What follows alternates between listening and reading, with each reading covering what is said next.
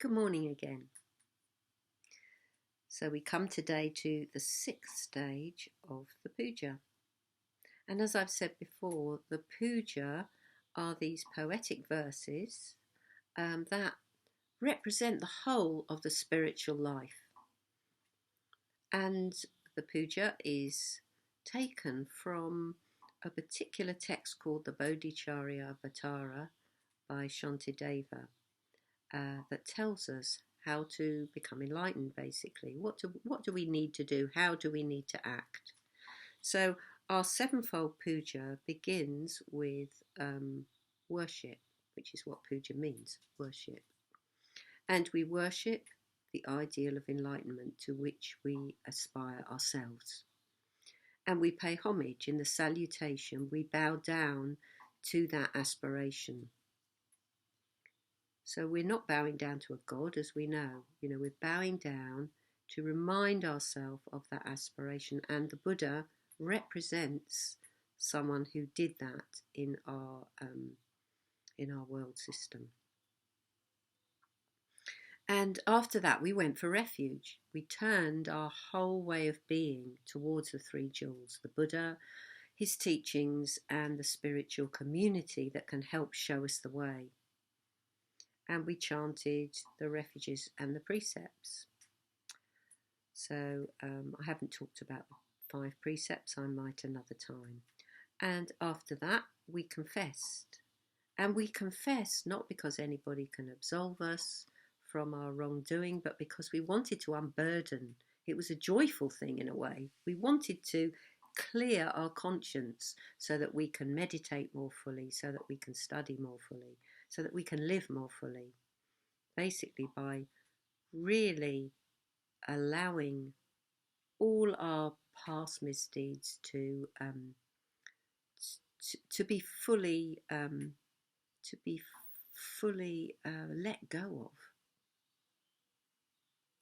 without any sense of irrational guilt.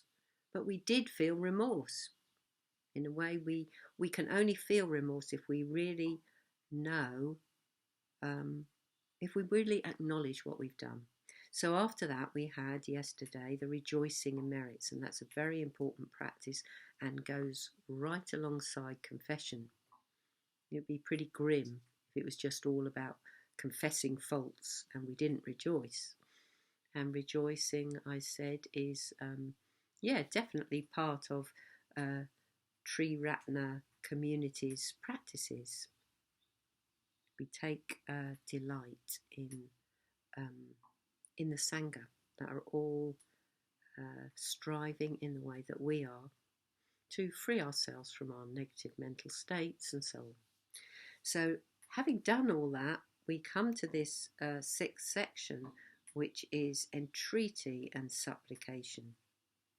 So we're asking here for a teaching. Basically, we've prepared ourselves. We've done quite a lot of preparation within ourselves to get to this point where we're ready to hear the Dharma.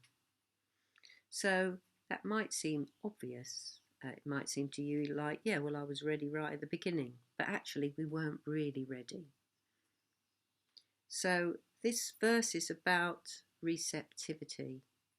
And if we were fully receptive, we'd be almost enlightened, really. So what happens to get in the way of receptivity? Well, a lot of the time it's thinking that we know best, thinking that, the Buddha's okay, but he's not that far away from us and we're a pretty good person and what's the problem? But actually, in those earlier stages of the puja, we have come to acknowledge that no, there is a very big gap and we need to have our ears open and, more importantly, our mind and heart open to the truth, open to finding ourselves wanting. And some days ago I talked on one of these videos about the I don't know practice, a very important practice, because the more that we don't know, we make space in our mind and heart, we make space for what's really true. So there's a little Zen story, and it's about a professor that went to see a Zen master, and he went for a teaching. Please give me a teaching. So the Zen master invites him in and is very polite and cordial, and he makes tea. So tea is very important in the Japanese tradition. He makes tea and the professor sits before him on a low cushion, and the tea is made, and the Zen master pours the tea. He pours it into a cup, and he pours and he pours and he pours, and he keeps pouring. The cup is full, it overflows. The saucer is full, it overflows. Now the tea is soaking into the cloth beneath the teapot. And suddenly the professor can hold in no longer and says, "But why? Why are you pouring? The cup is already full." And the master says, "Yes, and you too are full. How can I give a teaching when you are already full?"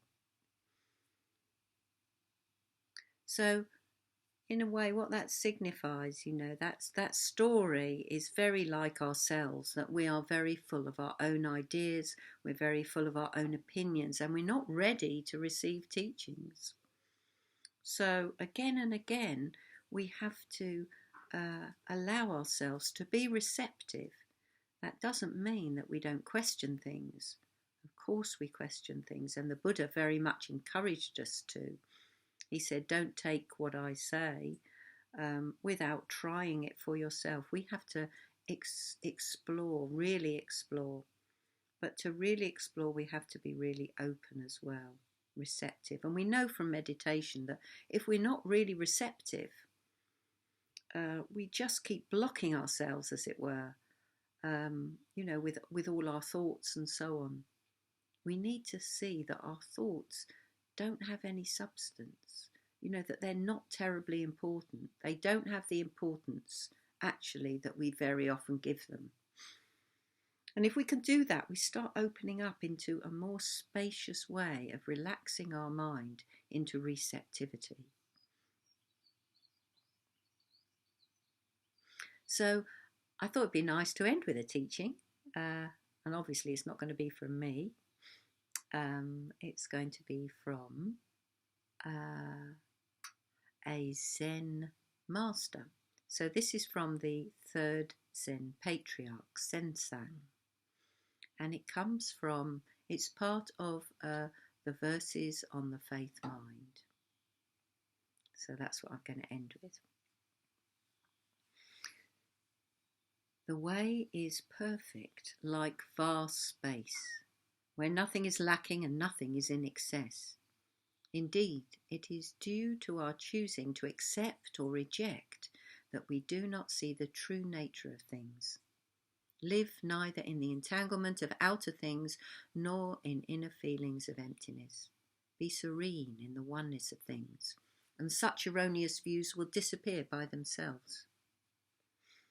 When you try to stop activity to achieve passivity, your very effort fills you with activity. The more you talk and think about it, the further astray you wander from the truth. Stop talking and thinking, and there is nothing you will not be able to know. To return to the root is to find its meaning, but to pursue appearances is to miss the source. At the moment of inner enlightenment, there is a going beyond appearances and emptiness. The changes that appear to occur in the empty world we call real only because of our ignorance. Do not search for the truth, only cease to cherish opinions.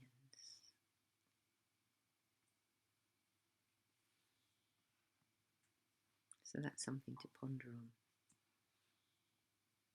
That's it for today.